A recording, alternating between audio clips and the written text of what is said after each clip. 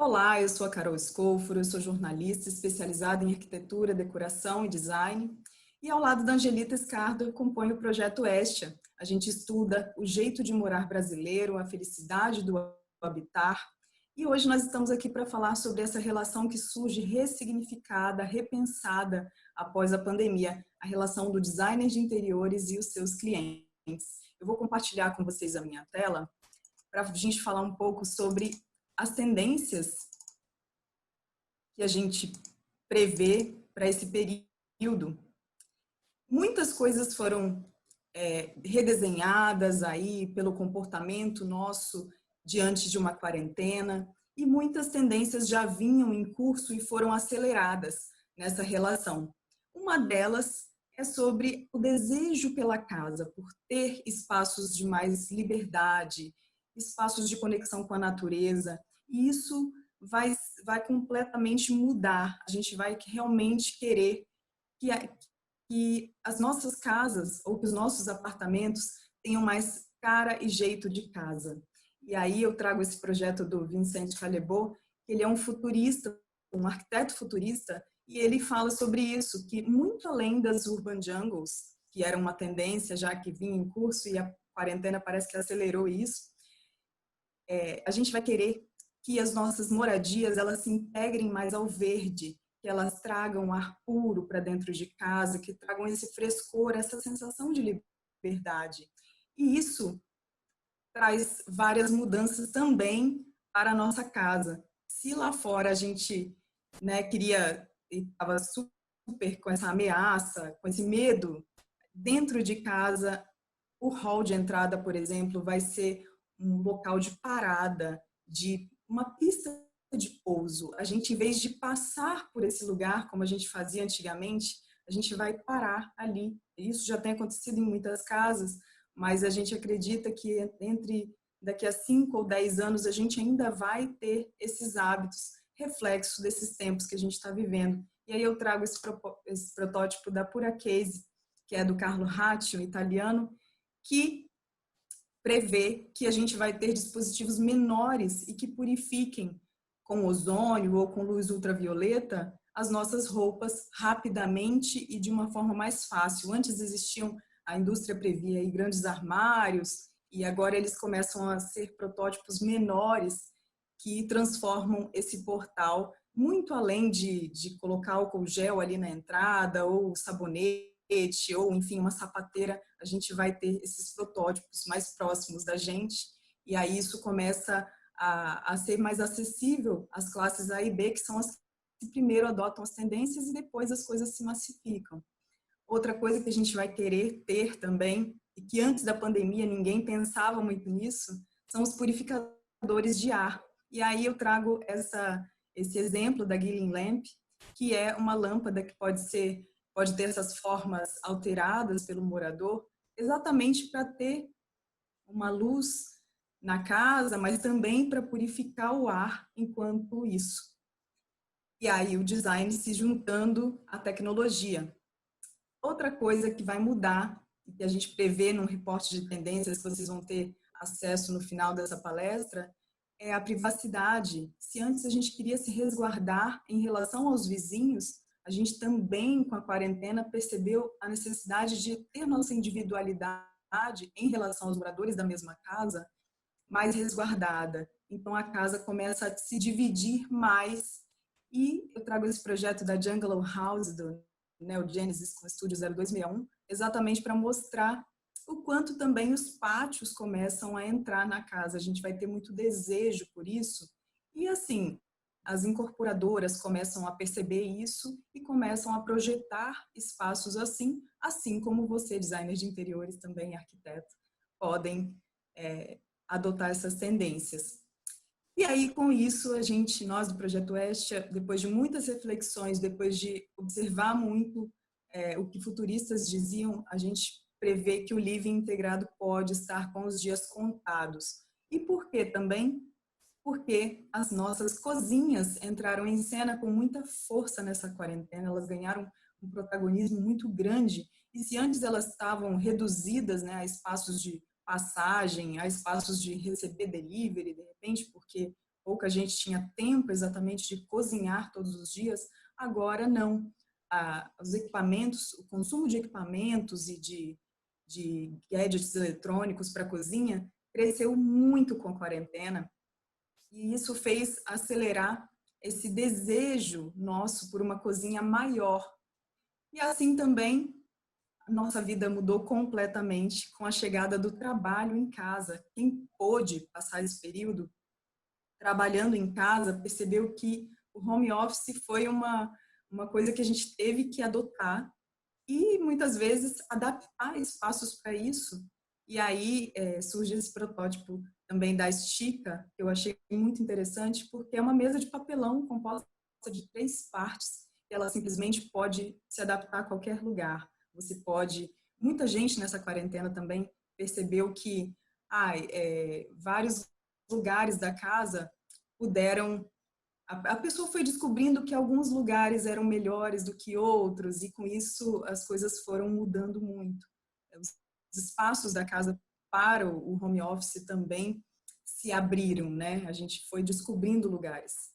E aí, esse é um exemplo de coisas que a gente tem que começar a pensar daqui para frente, de acessórios móveis também que sejam multifuncionais lugares da nossa casa. A gente pode descobrir que um dia é melhor trabalhar da varanda, no outro dia é melhor trabalhar da sala, enfim. Outra coisa que esse período acelerou, e a gente está aí, a expectativa do 5G que vai trazer essa realidade com mais força e facilidade, é a realidade mista. Começam a surgir várias coisas que facilitam, e aqui eu trago esse projeto que é da Ines Parov e da Vova Kurbatov, que são 2 russas, que imaginaram o home office nos próximos tempos. Elas falam de isolamento acústico e de paredes preparadas não, na verdade é uma parede branca, que simplesmente dá espaço a uma videochamada de um jeito mais fácil e mais agradável.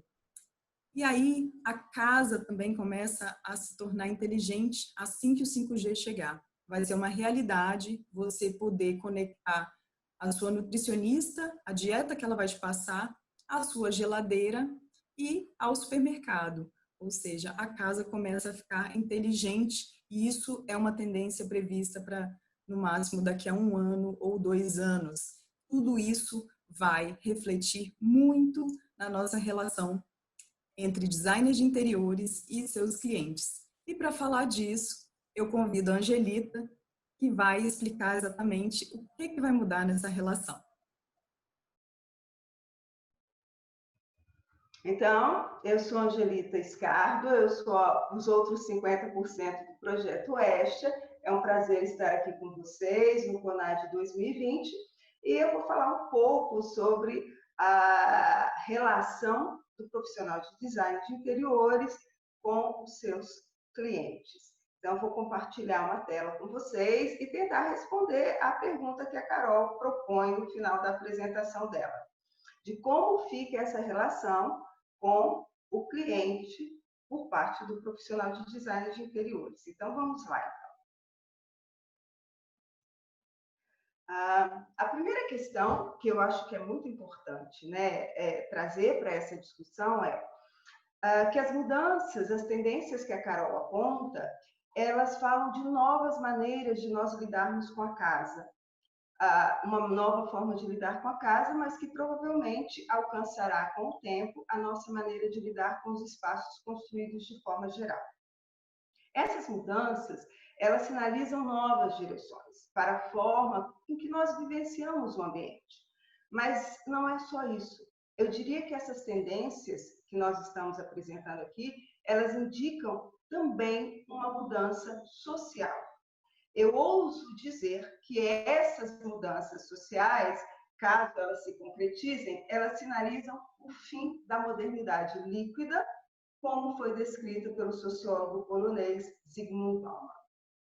Pode parecer pretensioso, mas eu vou explicar por que eu acho isso, por que nós acreditamos que o período da pandemia da Covid-19 marca o final da modernidade líquida. A sociedade líquida, descrita por Bauman, seria uma consequência do processo de globalização do mundo. ela teria começado logo após a Segunda Guerra Mundial, se aprofundado a partir da década de 60 e teria o seu ápice nos anos 2000. O que caracteriza a modernidade, a sociedade líquida descrita por Bauman? Basicamente, fluidez, movimento e imprevisibilidade. Conceitos como família, trabalho, amor, amizade, identidade se liquefazem. As formas de pensar, viver e agir seguem a moda. Os interesses econômicos sobrepõem-se às relações humanas. E a coletividade e a solidariedade são substituídas pelo individualismo. Na sociedade líquida, o cidadão se torna consumidor. As relações se tornam conexões. E o conceito de felicidade passa a ser percebido como prazer. O que o Bauman estava querendo dizer com isso? Ele estava querendo dizer que na sociedade líquida, o consumo, a economia e as conexões, ou seja, a quantidade de pessoas com as quais nós estamos conectados de alguma forma, tem muito mais valor do que o conceito de cidadania, por exemplo, que é um conceito baseado num trabalho individual voltado para o bem comum, numa consciência coletiva de como nossas ações causam impacto na vida da coletividade. As relações na sociedade líquida, elas passam a ser só conexões, uma quantificação do número de pessoas com as quais eu tenho algum tipo de contato. As relações em profundidade, com vínculos estáveis, se perdem na modernidade líquida. E a felicidade, que antes, na sociedade sólida, que foi anterior à modernidade líquida, era baseada em valores como espiritualidade e virtudes, se torna um sinônimo de prazer. Então, na modernidade líquida, quanto mais prazer, quanto mais satisfação imediata eu tenho, maior a minha felicidade. Então, por que eu trabalho com a ideia, com a hipótese de que a pandemia da Covid-19 significa o fim da modernidade líquida? Basicamente, por algumas questões que todos nós estamos percebendo atualmente. Quando nós somos convocados ao isolamento social, nós somos chamados a repensar nossas prioridades. As nossas prioridades de consumo, os relacionamentos passam a ter um outro significado. Nós ressignificamos o nosso entendimento do que é amizade, do que é família, do que é casa.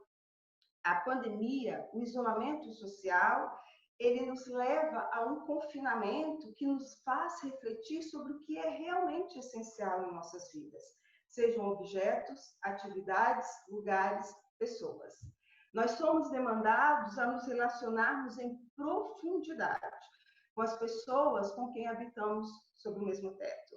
Ou, se não aprendemos a conviver com essas pessoas, somos levados a refletir sobre a qualidade e a validade das relações que nós estamos construindo. A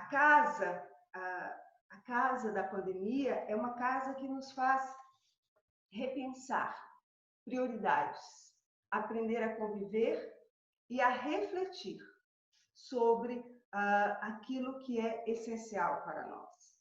Estar em casa nos dá novas perspectivas do que é o trabalho, do que é o tempo, do que é a vida, do que é o espaço. E assim, esse momento que nós estamos vivendo, ele faz da casa um espaço da vida. A casa que até então, na modernidade líquida, era o dormitório, o espaço no qual nós chegávamos no fim do dia, tomávamos um banho, fazíamos nossa higiene pessoal, dormíamos, acordávamos, às vezes fazíamos a primeira refeição e saíamos para o mundo exterior. Essa casa da modernidade líquida perdeu espaço. A casa hoje é espaço de vida. Então, esse momento que nós estamos vivendo faz da casa um lugar no qual a vida efetivamente acontece em todos os níveis da existência: espiritual, material, afetivo e cognitivo. A casa da pandemia é local de trabalho, de lazer, de culto, de exercício. E assim, de repente, nós descobrimos que a casa precisa ser muito mais do que paredes sólidas e móveis harmonicamente compostos. A casa da pandemia precisa ser lar. Ela precisa nos sustentar em nossa angústia, em nossos medos, em nossos sonhos, em nossa esperança.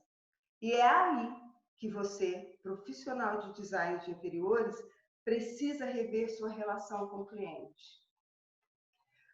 O cliente que emerge do isolamento social, ele apropriou-se da casa dele. Esse cliente, ele tem uma outra perspectiva sobre a função, a estética e o lugar da casa na vida dele. O profissional de design de interiores, para atender a esse novo cliente, precisará valer-se de ferramentas psicológicas que o ajudem a se vincular ao desejo do morador, mas não apenas de uma perspectiva técnica, mas essencialmente de uma perspectiva emocional. Esse novo cliente que emerge da pandemia, ele deixa de ser apenas o proprietário da casa. Ele exigirá um relacionamento significativo com o profissional de design de interiores que adentrará a intimidade dele. Um relacionamento baseado em uma comunicação positiva, na troca, no acolhimento da história, das necessidades e anseios de um morador que já não vê a sua casa como dormitório, no fim do dia ou vitrine para as visitas. O morador que promete emergir da casa da pandemia emerge tendo uma perspectiva da casa como espaço de transformação. Uma transformação que se inicia nos hábitos cotidianos, nas relações familiares, mas que tende a se expandir para a vida social e os espaços fora da casa. Esse tempo, confinados em casa, nos transformará e fará da casa o ponto de partida para uma mudança que transcende nossas vidas individuais. Você, profissional de design de interiores, tem uma nobre tarefa nessa jornada de transformação. Caberá a você traduzir essa nova perspectiva de morar, ressignificando a casa. Uma casa cuja sala exigiu-se abrir para o convívio familiar e exigirá se abrir para os amigos que sobreviverão ao distanciamento físico. Uma casa cuja cozinha ocupou o protagonismo dos dias, nos intimando à aventura do processo alquímico de transformar ingredientes em alimento. Uma casa cujo quarto exigiu não apenas o descanso do corpo, mas a restauração dos afetos e o abrigar dos sonhos, e exigirá de nós um espaço para nutrir a esperança e a intimidade. Uma varanda que exigiu dos nossos olhos a capacidade de enxergar com carinho o mundo externo que deixamos ao fechar a porta. E que exigirá de nós ser mais do que um espaço entre a casa e a rua. Que exigirá de nós ser uma varanda para o mundo, para a vida. É esta casa que você precisa estar pronto para ajudar a construir. Porque talvez essa será a casa de um novo tempo. Um tempo que não reestabelecerá a sociedade sólida que precedeu a sociedade líquida do Bauman. Mas certamente não retornaremos à sociedade líquida que o Bauman descreveu. Hoje temos em mão a oportunidade de erigir um novo modelo de sociedade, menos superficial, menos consumista, menos individualista, baseada em relações mais consistentes e profundas, e em uma relação mais significativa com o tempo e com o espaço que habitamos. A casa é o capítulo inicial dessa possibilidade de ressignificarmos a vida. E você, designer de interiores, pode ser o coautor dessa história. Você que é designer de interiores tem uma nobre tarefa, que é ajudar o morador que redescobriu a importância da casa na vida dele, a casa como um espaço de vida, de realização de potencialidades. A você que é profissional de design de interiores e a nós, moradores, nos cabe a tarefa de reconstruir a sociedade na qual vivemos, E eu não tenho dúvida disso. Nós, do Projeto Oeste, não temos dúvida disso. Que essa história que nós podemos reconstruir é a história de uma sociedade que talvez seja muito mais equilibrada que a sociedade sólida e que a modernidade líquida. Que sociedade será essa? Não sabemos. Cabe a nós construí-la.